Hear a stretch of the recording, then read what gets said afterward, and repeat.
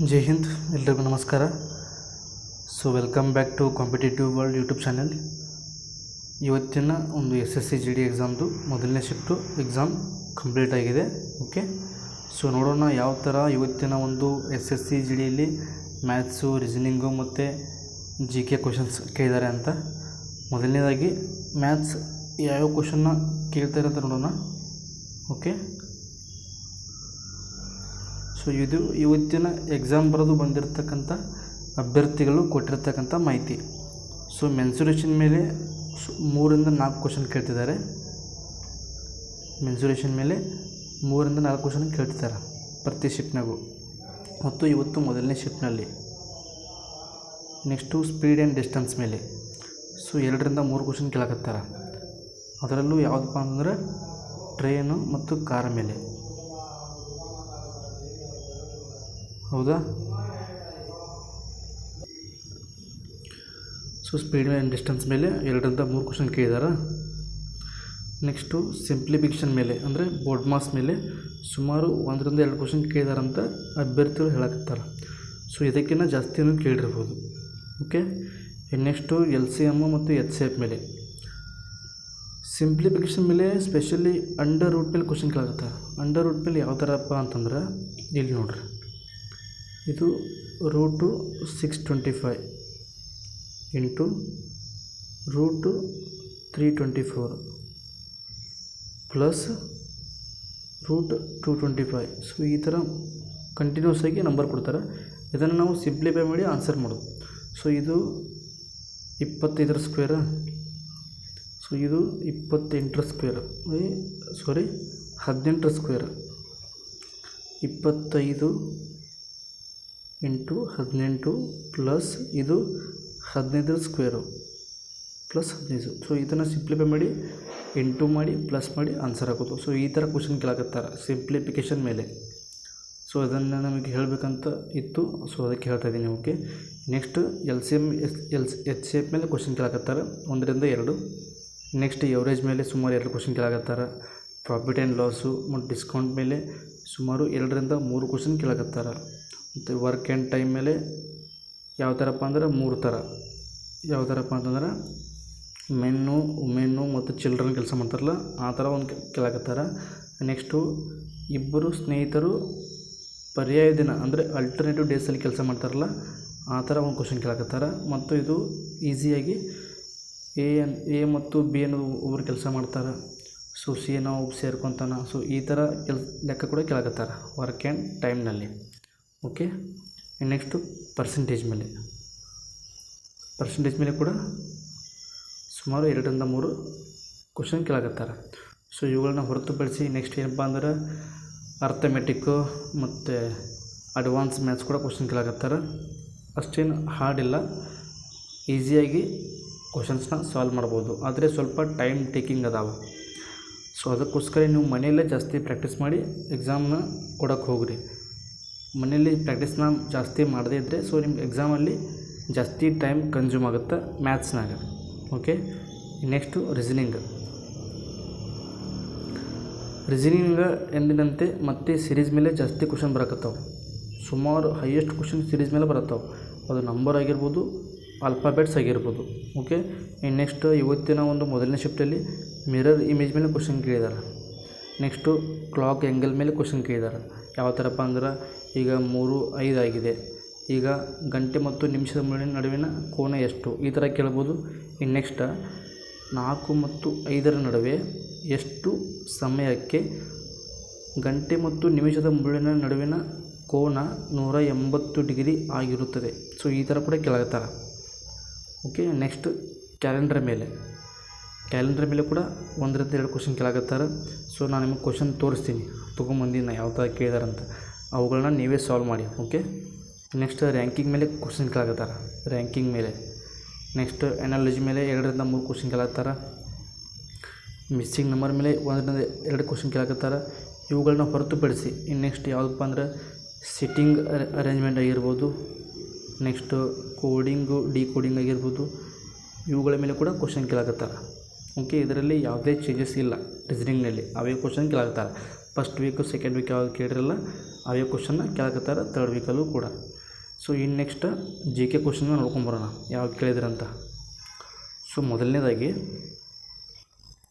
ಜನಗಣತಿ ಮೇಲೆ ಇವತ್ತಿನ ಮೊದಲನೇ ಶಿಫ್ಟಲ್ಲಿ 2 ಕ್ವಶನ್ ಕೇಳಿದರು. ನಮಗೆ ಒಂದೇ ಕ್ವಶನ್ ಅವೈಲೇಬಲ್ ಆಗಿದೆ. ಸೊ ಆ ಕ್ವಶನ್ನ ಮುಂದಿನ ಒಂದು ವಿಡಿಯೋದಲ್ಲಿ ತೊಗೊಂಬರ್ತೀನಿ ಹಂಗೇನಾದರೂ ಸಿಕ್ತಂದ್ರೆ. ಓಕೆ, ಈ ಕ್ವಶನ್ ನೋಡಿರಿ. 2011ರ ಜನಗಣತಿಯ ಪ್ರಕಾರ 1102 ವ್ಯಕ್ತಿಗಳು ಪ್ರತಿ ಚದರ ಕಿಲೋಮೀಟರ್ ಜನಸಾಂದ್ರತೆ ಹೊಂದಿರುವ ಭಾರತೀಯ ರಾಜ್ಯ ಯಾವುದು ಅಂತ ಕೇಳಿದ್ದಾರೆ.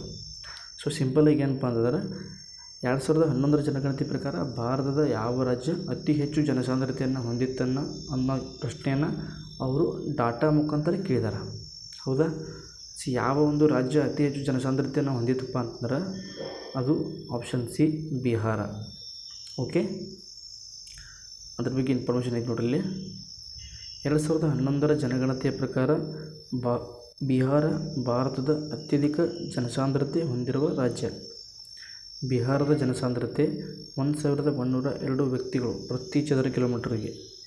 ಓಕೆ, ಇತರ ಆಯ್ಕೆಗಳ ಸಾಂದ್ರತೆ ಪಶ್ಚಿಮ ಬಂಗಾಳ 1028. ಸೊ ನೆಕ್ಸ್ಟ್ ನಿಮ್ಮ ಎಕ್ಸಾಮ್ ಬಂದರೂ ಬರ್ಬೋದು. ಉತ್ತರ ಪ್ರದೇಶ 829 ಪ್ರತಿ ಚದರ ಕಿಲೋಮೀಟರ್ಗೆ. ಕೇರಳ 860 ಪ್ರತಿ ಚದರ ಕಿಲೋಮೀಟರ್ಗೆ. ಓಕೆನಾ? ಸೊ ಇಲ್ಲಿ ನೋಡಿರಿ, ಉತ್ತರ ಪ್ರದೇಶ ಅತಿ ಹೆಚ್ಚು ಜನಸಂಖ್ಯೆ ಹೊಂದಿರತಕ್ಕಂಥ ರಾಜ್ಯ. ಇನ್ನು ಕೇರಳ ಅಂತ ಬಂದಾಗ ಇದು ಅತಿ ಹೆಚ್ಚು ಸಾಕ್ಷರತೆ ಮತ್ತು ಅತಿ ಹೆಚ್ಚು ಲಿಂಗಾನುಪಾತ. ಸೊ ಈ ಎರಡೂ ಒಂದು ಫ್ಯಾಕ್ಟರ್ನಲ್ಲಿ ಕೇರಳ ರಾಜ್ಯ ಪ್ರಥಮ ಐತೆ. ಓಕೆ, ಸೊ ನೆಕ್ಸ್ಟ್ ಎಕ್ಸಾಮ್ನಾಗ ಕೇಳ್ಬೋದು, ಇನ್ಫಾರ್ಮೇಷನ್ ಗೊತ್ತಿರಲಿ. ನೆಕ್ಸ್ಟ್ ಕ್ವಶನ್, 5ನೇ ಪಂಚವಾರ್ಷಿಕ ಯೋಜನೆ ಬಗ್ಗೆ ಕ್ವಶನ್ ಕೇಳಿದ್ದಾರೆ.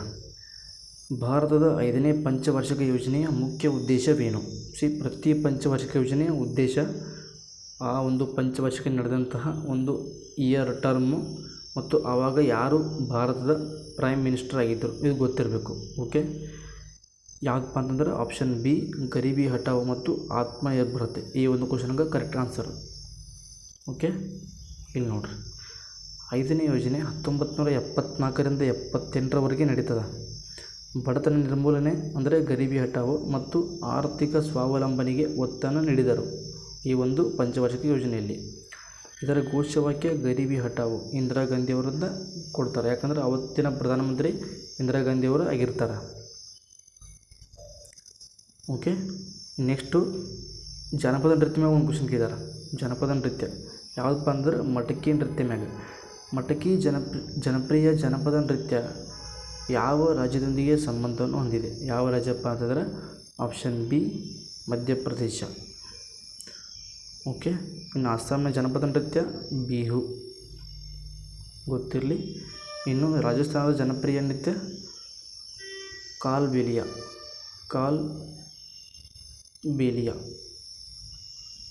ಹೌದಾ? ಇಲ್ಲಿ ಒಂದು ವಿವರಣೆ ಐತೆ ನೋಡ್ರಿ. ಮಟಕಿ ನೃತ್ಯ ಮಧ್ಯಪ್ರದೇಶದ ಮಾಳವ ಪ್ರದೇಶದಲ್ಲಿ ನಡೆಯುತ್ತದೆ. ಮಹಿಳೆಯರು ತಲೆಯ ಮೇಲೆ ಮಣ್ಣಿನ ಮಡಕೆಗಳನ್ನು ಸಮತೋಲನ ಮಾಡಿಕೊಂಡು ನೃತ್ಯ ಮಾಡುತ್ತಾರೆ. ಸಾಮಾನ್ಯವಾಗಿ ಮದುವೆ, ಹುಟ್ಟುಹಬ್ಬ ಮತ್ತು ಸಮುದಾಯ ಹಬ್ಬಗಳಲ್ಲಿ ಈ ಒಂದು ನೃತ್ಯವನ್ನು ಪ್ರದರ್ಶನ ಮಾಡಲಾಗ್ತದೆ. ಓಕೆ, ನೆಕ್ಸ್ಟು ಕಣಿವೆ ಮತ್ತು ಸಂಪರ್ಕ ಕಣಿವೆ ಬಗ್ಗೆ ಒಂದು ಕ್ವಶನ್ ಕೇಳಿದ್ದಾರೆ. ಕಾಶ್ಮೀರ ಕಣಿವೆಯನ್ನು ಲಡಾಖ್ನೊಂದಿಗೆ ಯಾವ ದಾರಿ ಸಂಪರ್ಕಿಸುತ್ತದೆ?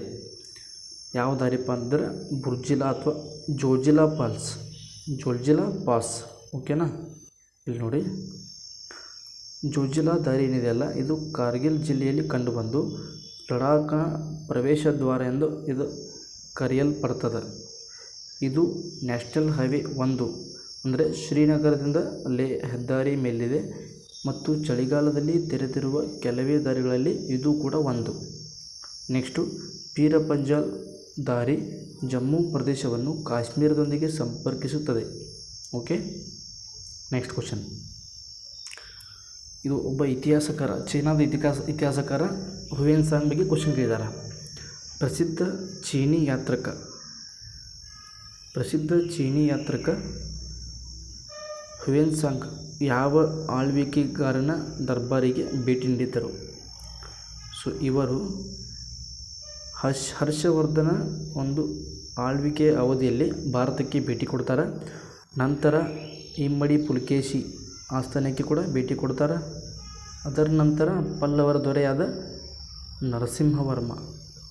ನರಸಿಂಹವರ್ಮನ ಆಸ್ಥಾನಕ್ಕೆ ಕೂಡ ಇವರು ಭೇಟಿಯನ್ನು ಕೊಡ್ತಾರೆ. ಸೊ ಮುಂದಿನ ನಿಮ್ಮ ಎಕ್ಸಾಮ್ನಲ್ಲಿ ಕೇಳ್ಬೋದು, ಹುಯೆನ್ ಸಾಂಗ್ ಯಾರ ಆಸ್ಥಾನಕ್ಕೆ ಭೇಟಿ ಕೊಟ್ಟಿದ್ದ? ಅವಾಗ ಏನಾದರೂ ಆಪ್ಷನ್ನಾಗ ಹರ್ಷವರ್ಧನ ಇಲ್ಲ ಅಂತಂದರೆ ಇಮ್ಮಡಿ ಪುಲಕೇಶಿ ಇರ್ತಾನೆ. ಇಮ್ಮಡಿ ಪುಲಕೇಶಿನೂ ಇಲ್ಲಪ್ಪ ಅಂತಂದರೆ ನೆಕ್ಸ್ಟ್ ನರಸಿಂಹವರ್ಮ ಇರ್ತಾರೆ. ಪಲ್ಲವರ ದೊರೆ ನರಸಿಂಹವರ್ಮ ಇರ್ತಾರೆ. ಓಕೆ, ಇನ್ನು ಚಂದ್ರಗುಪ್ತ ಮೌರ್ಯನ ಆಸ್ಥಾನಕ್ಕೆ ಭೇಟಿ ಕೊಟ್ಟಂತಹ ದೊರೆ ಯಾರಪ್ಪ ಅಂದ್ರೆ, ಒಬ್ಬ ಯಾತ್ರಿಕ ಯಾರಪ್ಪ ಅಂದ್ರೆ ಮೆಗಾಸ್ತನೀಸ್. ಇವನ ಒಂದು ಗ್ರಂಥ ಇಂಡಿಕಾ. ಓಕೆ, ಇನ್ನು ಎರಡನೇ ಚಂದ್ರಗುಪ್ತನ ಆಸ್ಥಾನಕ್ಕೆ ಒಬ್ಬ ಚೀನಿ ಯಾತ್ರಿಕ ಭೇಟಿ ಕೊಡ್ತಾನೆ. ಯಾರಪ್ಪ ಅಂತಂದ್ರೆ ಅವನು ಪಾಹಿಯಾನ. ಇವನ ಗ್ರಂಥ ಗೋಕೋಕಿ.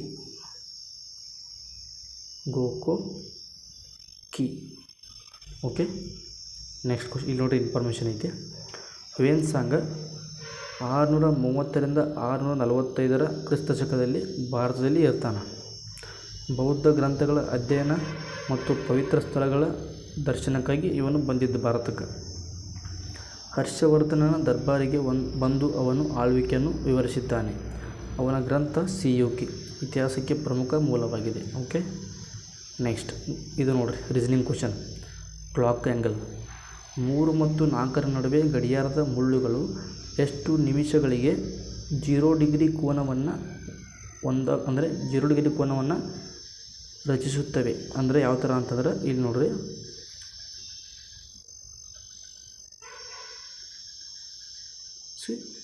3ರಿಂದ 4 ಕೇಳಿದಾರಲ್ಲ. ಸೊ ಇಲ್ಲಿ ಯಾವ ಒಂದು ಅವಧಿಯಲ್ಲಿ ನಿಮಿಷದ ಮುಳ್ಳು ಅಲ್ಲೇ ಇರಬೇಕು ಮತ್ತು ಗಂಟೆಯ ಮುಳ್ಳು ಕೂಡ ಅದೇ ಒಂದು ಪ್ಲೇಸ್ನಲ್ಲಿ ಇರಬೇಕು. ಅದು ಯಾವ ಸಮಯಕ್ಕೆ ಈ ಥರ ಒಂದು ಕೋನವನ್ನು ರಚನೆ ಮಾಡ್ತದೆ ಅಂತ ಕ್ವಶನ್ ಕೇಳಿದ್ದಾರೆ. ಸೊ ಈ ಒಂದು ಕ್ವಶನ್ನ ನೀವೇ ಸಾಲ್ವ್ ಮಾಡಿರಿ. ಆನ್ಸರ್ನ ಕಮೆಂಟಾಗಿ ತಿಳಿಸ್ರಿ.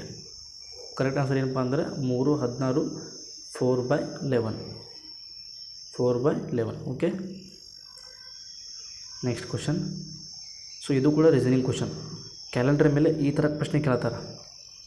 ಸೊ ಇಷ್ಟು ದಿನ ಯಾವ ಥರ ಪ್ರಶ್ನೆ ಕೇಳ್ತಿದ್ರು? ಈಗ ಆಗಸ್ಟ್ 15, 1947 ಯಾವ ವಾರವಾಗಿತ್ತು? ಇಷ್ಟು ದಿನ ಈ ಥರ ಕ್ವಶನ್ ಕೇಳಕತ್ತಾರೆ. ನೀವು ಅದಕ್ಕೆ ಡೇ ಕೋಡು, ಮಂತ್ ಕೋಡು, ಸೆಂಚುರಿ ಕೋಡು, ಲೀಪ್ ಇಯರು ಇದನ್ನೆಲ್ಲ ಆ್ಯಡ್ ಮಾಡಿ ಕೊನೆಗೆ 7ರಿಂದ ಭಾಗ ಮಾಡ್ತಿದ್ರಿ, ಆವಾಗ ಆನ್ಸರ್ ಬರ್ತಿತ್ತು. ಸೊ ಈಗ ಯಾವುದರಪ್ಪ ಅಂತಂದರೆ 1926 ವರ್ಷದ ಕೆಳಗಿನ ಯಾವ ತಿಂಗಳಲ್ಲಿ ನಿಖರವಾಗಿ 5 ಶುಕ್ರವಾರಗಳು ಕಂಡುಬರುತ್ತವೆ ಅಂತ ಕ್ವಶನ್ ಕೇಳಿದ್ದಾರೆ. ಇವತ್ತಿನ ಮೊದಲನೇ ಶಿಫ್ಟ್ ರೀಸನಿಂಗ್ನಲ್ಲಿ. ಸೊ ರೀಸನಿಂಗ್ನಲ್ಲಿ ಕ್ಯಾಲೆಂಡರ್ ಟಾಪಿಕ್ ಮೇಲೆ ಈ ಥರ ಪ್ರಶ್ನೆ ಬರತ್ತವೆ. ಸೊ ಇದಕ್ಕೆ ಕರೆಕ್ಟ್ ಆನ್ಸರ್ ಇವತ್ತು ಎಕ್ಸಾಮ್ ಬರೋದು ಬಂದವ್ರು ನೋಡಿರಿ. ಇದಕ್ಕೆ correct answer option B, April. Okay, next ಯಾಕಪ್ಪ ಅಂತಂದರೆ 1926ರಲ್ಲಿ ಏಪ್ರಿಲ್ ತಿಂಗಳು ಗುರುವಾರ ಪ್ರಾರಂಭವಾಯಿತು ಮತ್ತು 30 ದಿನಗಳಿದ್ದವು.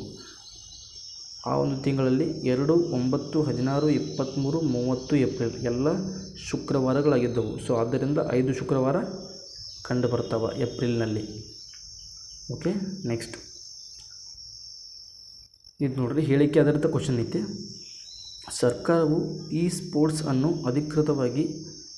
ಅಧಿಕೃತ ಕ್ರೀಡೆಯಾಗಿ ಗುರುತಿಸಿ ಪ್ರೋತ್ಸಾಹಿಸಲು ಬಯಸುತ್ತದೆ. ಸರ್ಕಾರದ ಗುರಿ ಆನ್ಲೈನ್ ಗೇಮಿಂಗ್ನಲ್ಲಿ ಹಣಕಾಸಿನ ಜೂಜಾಟವನ್ನು ಮುಕ್ತವಾಗಿ ಪ್ರೋತ್ಸಾಹಿಸುವುದಾಗಿದೆ. ಸೊ ಎರಡೂ ಹೇಳಿಕೆಯನ್ನು ಓಡಿ ಒಂದು ಸರಿಯಾದ ಉತ್ತರವನ್ನು ಆಯ್ಕೆ ಮಾಡೋದು. ಸೊ ಎರಡನೇ ಹೇಳಿಕೆ ನೋಡ್ರಿ, ಇಲ್ಲಿ ಸರ್ಕಾರದ ಗುರಿ ಏನಪ್ಪ ಅಂತಂದರೆ ಆನ್ಲೈನ್ ಗೇಮಿಂಗ್ನಲ್ಲಿ ಹಣಕಾಸಿನ ಜೂಜಾಟವನ್ನು ಮುಕ್ತವಾಗಿ ಪ್ರೋತ್ಸಾಹಿಸುವಂತ ಕೊಟ್ಟಿದ್ದಾರೆ. ಸೊ ಯಾವತ್ತೂ ಸರ್ಕಾರ ಈ ಒಂದು ಆನ್ಲೈನ್ ಗೇಮಿಂಗ್ನಲ್ಲಿ ಜೂಜಾಟವನ್ನು ಪ್ರೋತ್ಸಾಹ ಮಾಡೋದಿಲ್ಲ. ಓಕೆ, ಯಾಕಂದರೆ ಅದೊಂದು ಇಲ್ಲೀಗಲ್. ಜೂಜಾಟನ್ನು ಪ್ರೋತ್ಸಾಹ ಮಾಡೋದು ಇಲ್ಲೀಗಲ್. ಸೊ ಆದ ಕಾರಣಕ್ಕೆ ಈ ಒಂದು ಕಾಮನ್ ಸೆನ್ಸ್ ಮುಖಾಂತರ ನೀವು ಈ ಕ್ವಶನ್ಗೆ ಆನ್ಸರ್ ಹಾಕ್ಬೋದು. ಆನ್ಸರ್ ಹೇಳಿಕೆ 1 ಮಾತ್ರ ಸರಿ. ಓಕೆ, ನೆಕ್ಸ್ಟ್ ಇಲ್ಲಿ ನೋಡ್ರಿ, ಒಂದು ಎಕನಾಮಿಕ್ಸ್ ಮೇಲೆ ಒಂದು ಕ್ವಶನ್ ಕೇಳಿದ್ದಾರೆ. ಏನಪ್ಪ ಅಂದ್ರೆ ನಿರುದ್ಯೋಗದ ಮೇಲೆ ಪ್ರಚ್ಛನ್ನ ನಿರುದ್ಯೋಗ ಅಥವಾ ಗುಪ್ತ ನಿರುದ್ಯೋಗ ಪ್ರಾಥಮಿಕವಾಗಿ ಯಾವ ವಲಯದಲ್ಲಿ ಕಂಡುಬರುತ್ತದೆ? ಶಿಕ್ಷಣ ವಲಯ, ಕೈಗಾರಿಕಾ ವಲಯ, ಬೌದ್ಧಿಕ ಆಸ್ತಿ ವಲಯ, ಕೃಷಿ ವಲಯ. ಯಾವುದಪ್ಪ ಅಂದ್ರೆ ಕೃಷಿ ವಲಯ. ಸೊ 4 ಆಪ್ಷನ್ನ ನಿಮ್ಗೆ ಯಾಕೆ ಹೇಳಿನಪ್ಪ ಅಂತಂದ್ರೆ ಇವತ್ತು ಕೃಷಿಯ ವಲಯ ಮೇಲೆ ಏನಾದರೂ ಕ್ವಶನ್ ಕೇಳಿದಾರೆ ನಿರುದ್ಯೋಗ ಮೇಲೆ. ಸೊ ಮುಂದಿನ ದಿನಗಳಲ್ಲಿ ಶಿಕ್ಷಣ ವಲಯದ ಮೇಲೆ ಕೇಳ್ಬೋದು, ಕೈಗಾರಿಕಾ ವಲಯದ ಮೇಲೆ ಕೇಳ್ಬೋದು. ಸೊ ಅದಕ್ಕೆ ಪ್ರತಿಯೊಂದು ಆಪ್ಷನ್ ಮೇಲೆ ನೀವು ಒಂದು ನೋಟ್ಸ್ ಮಾಡಿ ಇಟ್ಕೊಳ್ರಿ, ಮುಂದಿನ ಎಕ್ಸಾಮ್ಗೆ ನಿಮ್ಗೆ ಹೆಲ್ಪ್ ಆಗುತ್ತೆ. ಓಕೆ. ಇನ್ನು ಕೃಷಿ ವಲಯದಲ್ಲಿ ಪ್ರಚಂಡ ನಿರುದ್ಯೋಗದಲ್ಲಿ ಜನರು ಕೆಲಸ ಮಾಡುತ್ತಿದ್ದರೂ ಅವರ ಅಂಚಿನ ಉತ್ಪಾದಕತೆ ಶೂನ್ಯ ಅಥವಾ ಋಣಾತ್ಮಕವಾಗಿರುತ್ತದೆ. ಭಾರತೀಯ ಗ್ರಾಮಗಳಲ್ಲಿ ಸಣ್ಣ ಹೊಲದಲ್ಲಿ 7ರಿಂದ 8 ಮಂದಿ ಕೆಲಸ ಮಾಡಿದಾಗ ಅನೇಕರು ಅನಗತ್ಯರಾಗಿರುತ್ತಾರೆ. ಇದು ಕೃಷಿಯಲ್ಲಿ ಸಾಮಾನ್ಯ. ಕೈಗಾರಿಕೆ ಮತ್ತು ಇತರ ವಲಯಗಳಲ್ಲಿ ಸಾಮಾನ್ಯವಾಗಿ ಇಂತಹ ಸನ್ನಿವೇಶ ಕಡಿಮೆ. ಓಕೆ. ಸೊ ಆದ್ದರಿಂದ ಸರಿಯಾದ ಉತ್ತರ ಕೃಷಿ ವಲಯ ಆಗುತ್ತೆ. ಸೊ ಇವುಗಳನ್ನು ಹೊರತುಪಡಿಸಿ ಇನ್ನೂ ಕೂಡ ಕೆಲವೊಂದು ಕ್ವಶನ್ ಕೇಳಿದ್ರು ಇವತ್ತು. ಸೈನ್ಸ್ ಮೇಲೆ ಕೂಡ ಕ್ವಶನ್ ಕೇಳಿದರು. ಸೊ ಆ ಕ್ವಶನ್ ನಮಗೆ ಅವೈಲೇಬಲ್ ಇಲ್ಲ, ಅದಕ್ಕೆ ನಾವು ತೊಗೊಂಡು ಬಂದಿಲ್ಲ. ಮತ್ತು ಸುಮಾರು ಕರೆಂಟ್ ಅಫೇರ್ಸ್ ಮೇಲೆ 4ರಿಂದ 5 ಕ್ವಶನ್ ಕೇಳಿದ್ರಂತ. ಓಕೆ. ಅವು ಕ್ವಶನ್ ಕೂಡ ನಾವು ಮುಂದಿನ ವಿಡಿಯೋದಲ್ಲಿ ತೊಗೊಂಬರ್ತೀವಿ. ಮತ್ತು ಸ್ಪೋರ್ಟ್ಸ್ ಮೇಲೆ ಏನಪ್ಪ ಅಂದರೆ ಒಂದು ಕ್ವಶನ್ ಕೇಳಿದರು, ಏನಂದ್ರೆ ಪ್ರೋ ಕಬಡ್ಡಿ ಲೀಗ್ ಯಾವಾಗ ಸ್ಟಾರ್ಟ್ ಆಯ್ತು ಅಂದ್ರೆ ಕ್ವಶನ್ ಕೇಳಿದಾರೆ. ಯಾವಾಗ ಸ್ಟಾರ್ಟ್ ಆಯ್ತಪ್ಪ ಅಂತಂದ್ರೆ 2014 ಸ್ಥಾಪನೆ ಸ್ಟಾರ್ಟ್ ಆಗ್ತೈತಿ ಪ್ರೋ ಕಬಡ್ಡಿ ಲೀಗ್. ಓಕೆ. 2014ರಲ್ಲಿ ಸ್ಟಾರ್ಟ್ ಆಗಿ 2014ರ ಮೊದಲ ಆವೃತ್ತಿಯ ಚಾಂಪಿಯನ್ ತಂಡ ಜೈಪುರ್ ಪಿಂಕ್ ಪ್ಯಾಂಥರ್ಸ್ ಮೊದಲ ಚಾಂಪಿಯನ್ ತಂಡ, ಹಾಗೂ ಮೊದಲ ರನ್ನರ್ ಅಪ್ ಯಾವುದಪ್ಪ ಅಂದ್ರೆ ಯು ಮುಂಬೈ. ಓಕೆ. ಸೊ ಇದಿಷ್ಟು ಇವತ್ತಿನ ಮೊದಲನೇ ಶಿಫ್ಟ್ನ ಕ್ವಶನ್ಸ್ ಆಗಿದ್ವು. ಸೊ ಯಾವುದಾದ್ರೂ ಕ್ವಶನ್ಸ್ ಬಂದಿಲ್ಲಪ್ಪ ಅಂತಂದ್ರೆ ಅಥವಾ ಯಾವುದಾದ್ರೂ ಕ್ವಶನ್ ಇವತ್ತು ಎಕ್ಸಾಮ್ ಬರೆದು ಬಂದವರು ನಿಮಗೆ ಗೊತ್ತಿತ್ತಪ್ಪ ಅಂತಂದ್ರೆ ಸೊ ದಯವಿಟ್ಟು ಕಮೆಂಟ್ನಾಗ ತಿಳಿಸ್ರಿ. ಮುಂದೆ ಎಕ್ಸಾಮ್ ಬರೋರಿಗೆ ತುಂಬ ಹೆಲ್ಪ್ ಆಗುತ್ತೆ. ಸೊ ಇನ್ನು ಮುಂದೆ ಯಾರು ಎಕ್ಸಾಮ್ ಬರೋದಿರಿ, ಸೊ ಎಲ್ಲರೂ ಪ್ರತಿದಿನವೂ ರಿವಿಷನ್ ಮಾಡಿರಿ, ಸಿಲೆಬಸ್ ಕವರ್ ಮಾಡಿರಿ. ಜಾಸ್ತಿ ನಿಮ್ಮ ಕೈಲಾದಷ್ಟು ಮ್ಯಾಥ್ಸ್ ರೀಸನಿಂಗ್ ಕ್ವಶನ್ನ ಪ್ರಾಕ್ಟೀಸ್ ಮಾಡಿರಿ. ಎಷ್ಟು ಪ್ರಾಕ್ಟೀಸ್ ಮಾಡ್ತೀರಿ ಅಷ್ಟು ಟೈಮ್ ನಿಮ್ಗೆ ಸೇವ್ ಆಗುತ್ತೆ ಎಕ್ಸಾಮ್ನಾಗ. ಇಲ್ಲಪ್ಪ ಅಂತಂದ್ರೆ ಲಾಸ್ಟ್ ನೀವು ಕೆಲವೊಂದು ಆನ್ಸರ್ ಗೊತ್ತಿದ್ದರೂ ಬಿಟ್ಟು ಬರಬೇಕಾಗ್ತದೆ, ಯಾಕಂದ್ರೆ ಟೈಮ್ ಉಳಿಯೋಂಗಿಲ್ಲ ಎಕ್ಸಾಮ್ ಬರೆಯೋಕೆ. ಓಕೆನಾ. ಸೊ ಎಲ್ರಿಗೂ all the best. Thank you.